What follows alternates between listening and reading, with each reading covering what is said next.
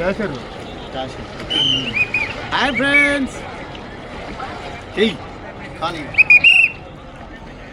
అన్న బాగా కష్టపడతాడు.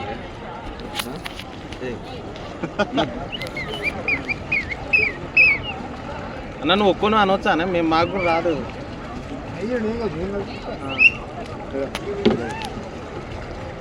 ఆగే